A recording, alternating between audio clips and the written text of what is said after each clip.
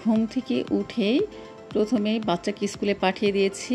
এরপরে আমরা যে সজনে পাতার রেমেডিটা খাই সেটা দুজনেই খেয়ে নিলাম। এরপরে আমরা হাঁটতে চলে যাব। তো ভাবলাম যে হেঁটে আসার পরে আর কি খুব ক্লান্ত লাগে, ভালো লাগে না বানাতে। তো চিন্তা করেছি যে একবারে খেয়ে তারপর আমরা হাঁটতে বের হয়ে যাব। তো এই তো এখন আমরা দুজনে চলে এসেছি সংসদ ভবনে হাঁটার জন্য। আমাদের আসতে আসতে প্রায় 7:30টার উপরে বেজে যায়, কারণ মেয়েকে স্কুলে দেওয়ার পরে এরপর আমরা দুজনে হাঁটতে আসি। আর এখানটায় এসেই তাসনিমের বাবা একটা দৌড় মারে। আজকে অনেকদিন পরে হাঁটতে আসছি, কারণ দেখা যায় বাচ্চাদের স্কুলে দিয়ে আসা হয় না, ঘুমায় থাকি। তো চিন্তা করলাম আজকে একটু হেঁটে আসি। সকালবেলা আসলে আসলে ভালোই লাগে, পরিবেশটা খুব নিরিবিলি শান্ত। তবে আসলে আস্তে আস্তে একটু দেরি হয়ে যায়, রোদ উঠে যায়, একটু কষ্ট হয়ে যায়। তারপরেও চিন্তা করছি যে এখন থেকে হাঁটবো প্রতিদিন, রোদ উঠুক আর যাই উঠুক, চেষ্টা করব। আর ও যে আমার বর, সে আগে আগে দৌড়াচ্ছে।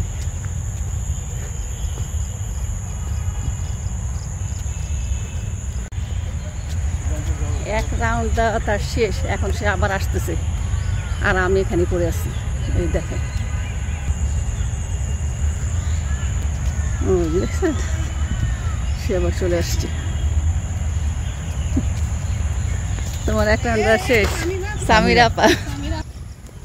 আর যখন হাঁটতেছি তখন দেখলাম যে বন্ধুরা আমার ক্যামেরাটা অন ছিল, সেই মুহূর্তে আর কি দুটো আপু এখান দিয়ে যাচ্ছিলো আর দেখে আমাকে চিনেছে। তো বললো যে এই সামিরা পানা। তো আপু দুটো নাকি আমার সাবস্ক্রাইবার, আমাকে দেখে চিনেছে, কথা বললো, বললো যে আপু তোমার ভিডিও দেখি খুব ভালো লাগে আর কি, অনেক কিছুই বললো যে ভিডিওগুলো ভালো লাগে, লাইক দিয়েছি, এরপর সাবস্ক্রাইব করেছি। কথাটা শুনে কিন্তু আমার খুব ভালো লাগলো। আর তোমাদের বলছি, তোমরা যদি কোথাও আমাকে দেখো, আমার বন্ধুরা অবশ্যই আমার সামনে আসবা, কথা বলবা, আমি অনেক খুশি হব। আর আজকে কিন্তু ভীষণ গরম পড়েছে, হাঁটতে এসে আমার অনেক কষ্ট হচ্ছে। সাধারণত কিন্তু আমরা আর কি প্রতিদিন আসি না, এই হচ্ছে কথা। দেখা যায় দুদিন আসি, তো তারপরের দিন আর আসি না। তবে চেষ্টা করি কিন্তু হাঁটার জন্য। হাঁটলে আসলে শরীর মন সবই ভালো থাকে। কথায় আছে না যে স্বাস্থ্যই সকল সুখের মূল। আর এদিক দিয়ে আমি কথা বলছি আর হাঁটছি, আর আমার বর সাহেব তো সে অনেক আগে চলে গেছে, দেখি তাকে ধরতে পারি কিনা। তো আমি এখন একটা দৌড় দিই। তো আমি তাসনিমের বাবাকে দৌড়ে ধরার চেষ্টা করছি, কারণ ও আমার থেকে অনেক দূর এগিয়ে গিয়েছে। আর সবচেয়ে বড় কথা হচ্ছে এখানে আশেপাশে কেউ নাই, দৌড়াতে কিন্তু ভালোই লাগে। আমি প্রায় সময় চেষ্টা করি দৌড় দেওয়ার জন্য, যখন দেখি আশেপাশে কেউ নাই তখনই দৌড় মারি।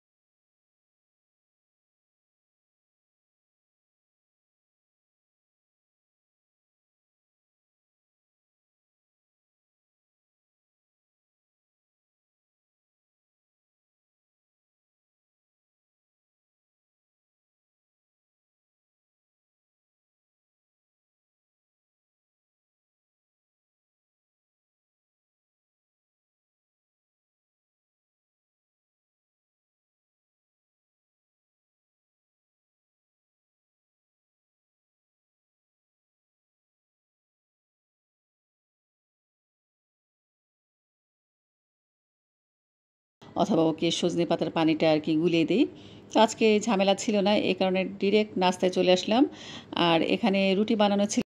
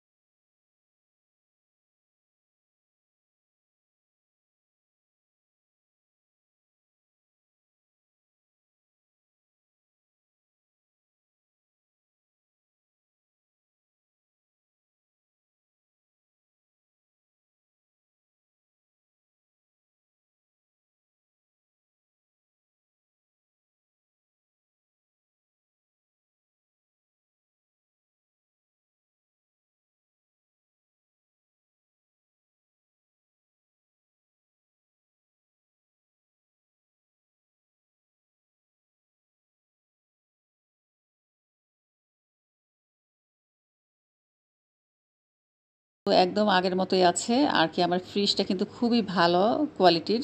এটার মধ্যে আর কি 21 দিন পর্যন্ত ওরা বলে আর কি। আমি যখন ফ্রিজটা কিনেছিলাম তো দোকানিরা বলেছিল যে 21 দিন পর্যন্ত যে কোনো খাবার ভালো থাকবে। দেখা যায় কাঁচা দুধ নর্মালে আমরা তো একদিনও রাখতে পারি না, তাই না? আর এই ফ্রিজে নাকি 10 দিন 12 দিনও রাখা যায়। তবে আমি 4-5 দিন রেখে দেখেছি যে দুধ ভালোই থাকে। আর এই যে এদিক দিয়ে আমার ছোটো কন্যা উঠে গেছে, তোমাদের ওর অরিজিনাল ভয়েসটা শোনাচ্ছি। বাচ্চাদের ভালো চা খাওয়ার জন্য কি করতেছে এটা একটু দেখো। হ্যাঁ, না চা স্বাস্থ্যের পক্ষে ভালো না। এই যে এখানে কলিজা আছে, এরপরে হচ্ছে কলা আছে, এগুলা দিয়ে তুমি এখন নাস্তা খাবা। হ্যাঁ, নাস্তা এগুলা দিয়ে নাস্তা খেতে হয়, চা খেতে হয় না। ডাক্তারটা পড়ে গেছে। আজকে ক্লাসে কেন গেল না সেটা বলো। শরীরটা খারাপ ছিল। ও বাবা, শরীরটা খারাপ ছিল না? হ্যাঁ, সারাদিন বসে বসে টিভি দেখেন, মোবাইলটা করেন, তখন শরীর খারাপ লাগে না? মোবাইল দেখার সময়, টিভি দেখার সময় শরীর খারাপ লাগে বলবা, বলো। না, চা দিব না। হেলদি ব্রেকফাস্ট করে, বাচ্চারা চা খায় না। চিল্লায়, সবাই দেখতেছে, সবাই শুনতেছে, হ্যাঁ করে চিল্লাচ্ছ। এখন বিছানাপত্র গুছাতে হবে, এরপরে রান্না করতে যেতে হবে, অনেক কাজ আছে। তুমি নাস্তা খেয়ে পড়তে বসবা। ছি ছি ছি ছি, এই যে পাপসের উপরে শুয়ে পড়ছে, পাপসের উপরে। না, চা দিব না।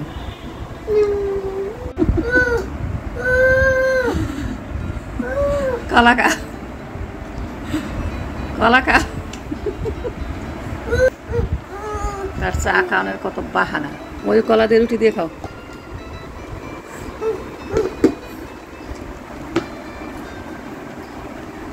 উল্টা গেঞ্জি পরে রাখছে। উল্টা গেঞ্জি পরছো কেন? জি জি জি, সব দেখা যায়।